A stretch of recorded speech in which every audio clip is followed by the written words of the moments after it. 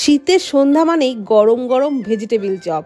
যত রকমের চপ আছে আমার কাছে সব থেকে ফেভারিট হলো এই ভেজিটেবিল চপ। আর এটা যেদিন বানাই আমি কিন্তু দারুণ টেস্টি করেই বানাই। সস কাসুন্দি কিংবা স্যালাডের সাথে খেতে দারুণ লাগে। তো এই চপ বানানোর জন্য এখানে কিছু সবজি নিয়েছি, গ্রেট করা গাজর, বিট, কয়েকটা মটরশুঁটি, একটু আদা গ্রেট করে নিয়েছি আর কাঁচা লঙ্কা কুচি। এখানে কিছুটা সিদ্ধ আলুও নিয়েছি।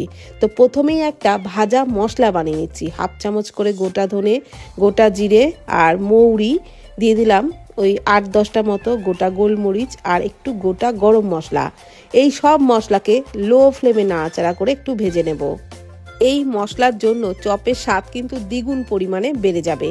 তো মশলাগুলোকে লো ফ্লেমে নাড়াচাড়া করে ভেজে নামিয়ে ঠান্ডা করে গুঁড়ো করে নেব।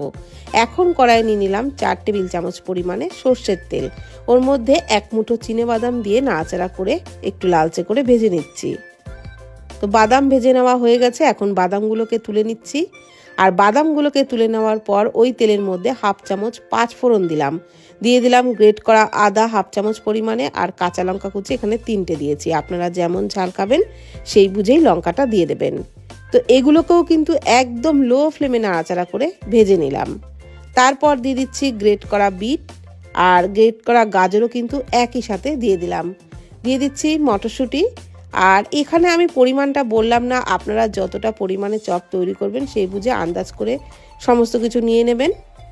তবে যেসব সবজিগুলো দিচ্ছি এগুলো কিন্তু অবশ্যই দিতে হবে, এগুলো দিলে চপের স্বাদটা দারুণ লাগবে। পরিমাণ মতো লবণ, হাফ চামচ হলুদ গুঁড়ো, হাফ চামচ লঙ্কার গুঁড়ো আর একটু টেস্টের ব্যালেন্সের জন্য সামান্য চিনি কিন্তু অবশ্যই করে দিতে হবে। যেহেতু ভেজিটেবিল চপ, তো একটু চিনি দিলে স্বাদটা খুবই ভালো লাগবে। তো সমস্ত মশলা দিয়ে নাড়াচাড়া করে কিন্তু বিট গাজর ভালোভাবে ভেজে নিয়েছি। এইবার সিদ্ধ করে রাখা আলুটাও দিয়ে দিলাম। এখানে আমি 2টো মিডিয়াম সাইজের সিদ্ধ আলু আগে থেকে ম্যাশ করে নিয়েছিলাম, সেই আলুটাই দিয়ে নাড়াচাড়া করে সমস্ত সবজির সাথে একটু ভাজা ভাজা করে নিচ্ছি। ভাজতে ভাজতে যখন দেখবেন একটা মন্ড মতো তৈরি হয়ে যাবে আর ফ্রাইং প্যান থেকে একদম ছেড়ে দেবে, তখনই কিন্তু এটাকে নামিয়ে নিতে হবে। তো দেখে বুঝতেই পারছেন এটা কিন্তু ফ্রাইং প্যান থেকে একদম ছেড়ে দিয়েছে। তবে তার আগে যে ভাজা মশলাটা তৈরি করে রেখেছিলাম সেটা কিন্তু অবশ্যই করে দিতে হবে।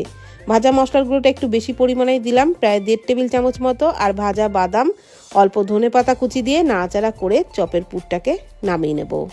তবে এখানে আরও একটা উপকরণ কিন্তু আমি অ্যাড করব, যার জন্য চপের বাইন্ডিংটা বেশ ভালো হবে। দিয়ে দিলাম 4 টেবিল চামচ পরিমাণে ব্রেড ক্রাম্বস। ঘরে থাকলে অবশ্যই করে দেবেন, এটা দিলে বাইন্ডিংটা ভালো হবে, চপগুলো গড়তেও কিন্তু সুবিধা হবে। তো ব্রেড ক্রাম্বসটা দিয়েও খুব ভালো করে নাড়াচাড়া করে পুরটাকে কিন্তু আরও একটু ভাজা ভাজা করে নিয়েছি। এইবার নামিয়ে একটা থালার মধ্যে একটু ছড়িয়ে দিচ্ছি যাতে একটু তাড়াতাড়ি ঠান্ডা হয়। আর ততক্ষণে একটা ঘোল বানিয়ে নিচ্ছি।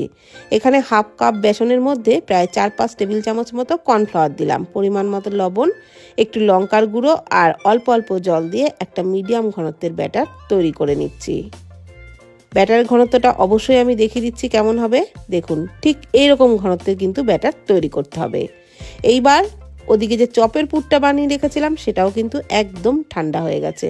ওর থেকে অল্প অল্প পরিমাণে হাতে নিয়ে এইভাবে একটু লম্বা করে নিচ্ছি। তো এইভাবে কিন্তু সব ভেজিটেবিল চপগুলো বানিয়ে নেব। যেহেতু একটু ব্রেড ক্রাম্বস দিয়েছিলাম সেই জন্য চপগুলো গড়তে কিন্তু কোনো অসুবিধাই হয়নি, একদম ফাটাফাট হয়ে গেছে আর খেতেও কিন্তু ব্রেড ক্রাম্বসের জন্য দারুণ হয়েছিল। তো সব চপগুলোকে তৈরি করে নেওয়া হয়ে গেলে ওই যে ব্যাটারটা তৈরি করে রেখেছিলাম তার মধ্যে ডুবিয়ে নিচ্ছি, তারপর ব্রেড ক্রাম্বসে কোট করে নেব। তাহলেই কিন্তু এক একটা চপ রেডি হয়ে যাবে। তো আপনারা চপগুলো তৈরি করে নেওয়ার পর, মানে এইভাবে তৈরি করে নেওয়ার পর 8 ঘন্টা মতো ফ্রিজে রেখে দিয়ে সেট করে তারপর কিন্তু চপগুলো ভাজতে পারেন যদি হাতে সময় থাকে। তাহলে কিন্তু একটা চপও ভেঙে যাবে না বা ফেটে যাবে না, একদম সুন্দর তৈরি হবে। তবে আমার হাতে সময়টা কম ছিল তাই আমি কিন্তু ফ্রিজে আর রাখিনি, এইভাবে সাথে সাথে তৈরি করেই চপগুলোকে ভেজে নিয়েছিলাম। তো সব চপগুলোকেই একই রকমভাবে তৈরি করে নিয়েছি। এইবার কড়াইয়ে সাদা তেল খুব ভালো করে গরম করে নিয়ে তারপর চপগুলোকে তেলে ছেড়ে দিচ্ছি। তারপর অবশ্যই গ্যাসের ফ্লেমটাকে লো টু মিডিয়ামে রেখেই ভাজতে হবে, তবেই কিন্তু চপ দারুণ মুচমুচে হবে, খেতেও দারুণ টেস্ট লাগবে।